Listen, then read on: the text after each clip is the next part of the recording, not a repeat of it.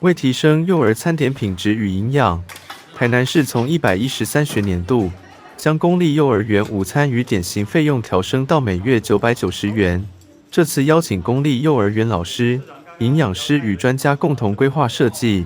发表一本台南市幼儿园餐点建议食谱，希望提供幼儿园老师或家长参考。台南市教育局对于这个幼儿的饮食教育非常重视，是一步一脚印来这个完成。在112年的时候，我们是做了这个工作业务的汇编；113年的时候，我们完成了大补帖。那今天更好，我们是把这个幼儿的这个食谱的部分完成了。透过我们局长总策划，以及我们崇学国小，以及我们的学校有28个园所来共同合作。那我在这边要感谢我们有11位这一个营养师，2位老师，他们这样通力合作之下，我们的这个食谱一共有176道菜。那其实这个是涵盖了我们一般的这个煮菜的方式以外，也有这个智慧的这个烤箱。那我们希望说，透过这个食谱的这个今天有7个这个菜的介绍，那未来可以把更多好的健康的这个食谱的这个餐点，能够提供各校来参考。食谱发表结合崇学国小食育教室里面科技厨房料理台，甚至还有智能蒸烤箱，现场也有6所幼儿园现场实做7道美食。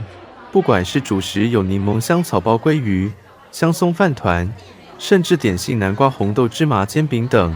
提供原型食材的天然营养与健康。先把鱼嘛，先用盐先腌一下，然后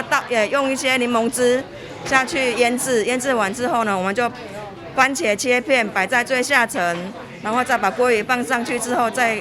弄一点那个意大利香料，然后再把柠檬片，我用去皮的柠檬片，因为怕它会有皮的会带苦味，所有柠檬片切片，然后摆在鱼上面，然后包起来下去烤。南瓜本身的甜味，或者糯米粉，然后调出适当的比例，然后可以配上自己喜欢的健康的一些内馅，像红豆、绿豆或者是芋泥，然后以适当的比例就可以蒸烤出好吃的南瓜红豆芝麻煎饼哦。